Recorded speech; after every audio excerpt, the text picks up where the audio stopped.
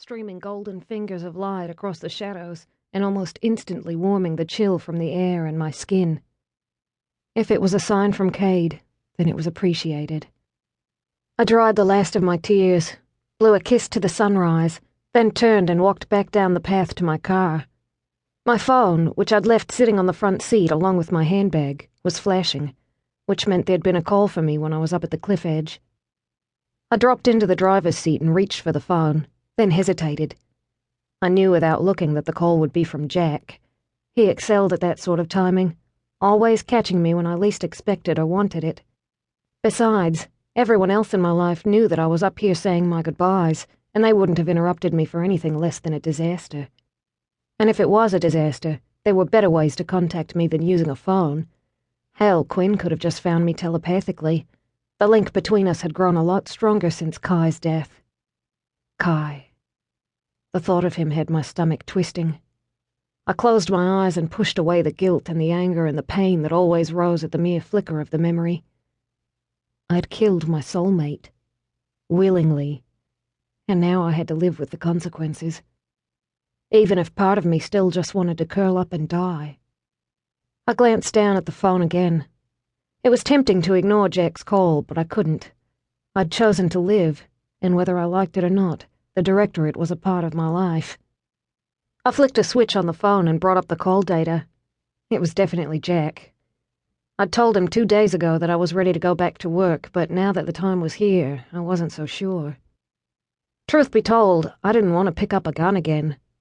I didn't want to have to shoot anybody again, especially after what had happened with Cade and Kye. I feared the hesitation that had led to Cade's death. But most of all, I feared that I wouldn't hesitate.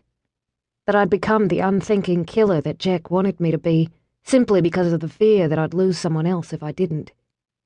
I'd spent a long time fighting Jack's desire to make me a guardian. When I'd finally become one, the fight had twisted, becoming a battle against his plans and my own nature. I didn't want to be the killer my brother was. As much as I loved him, as much as I didn't want to live without him, Rowan's occasional ruthlessness scared the hell out of me. Cade had once said that everyone hesitates, but he'd been wrong. My brother never did, and neither did the other guardians. Just me. And that hesitation had cost me Cade. I felt trapped, caged between the boulders of fate, my own nature, and fear. As much as I wanted to walk away from the Directorate, I couldn't. The drug given to me so long ago was still running rampant in my bloodstream, and the changes to my body were continuing.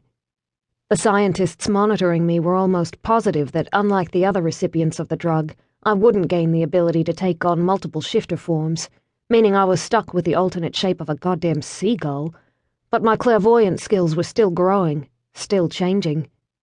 No one was sure where it would stop, and until it all settled down, I was stuck with the choice of the Directorate or the military. And it was always better to stick to the devil you knew. I drew in a shuddering breath, then hit the phone's call button. Jack answered, second ring. "You wanted me, boss?" "Yeah, I did." He hesitated. "Are you okay? You still sound tired." "I'm fine." But I rubbed a hand across my eyes and half wished that I'd lied. He'd given me the perfect out, and we both knew it. But I really did have to get on with my life, even the bits of it I was no longer so sure about. "What's happening?" "We've got what looks like a ritual killing. If you're feeling up to it, I'd like you to go over there and see if there's a soul hanging about."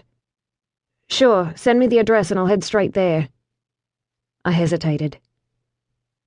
"It'll take me at least an hour, though. I'm up at the Grampians." He didn't ask me why.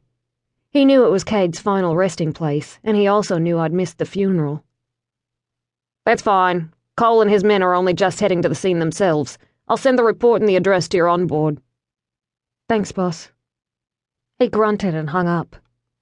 I threw the phone on the passenger seat, then started the car and swung out of the parking lot.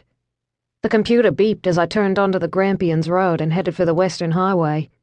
I pressed the screen, getting the address and transferring it across to the nav computer. I didn't bother looking at the report.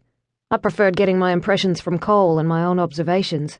I'd read it later, once I'd seen the crime scene for myself. The body had been discovered in Melton, a suburb on the very outskirts of Melbourne. It had a reputation.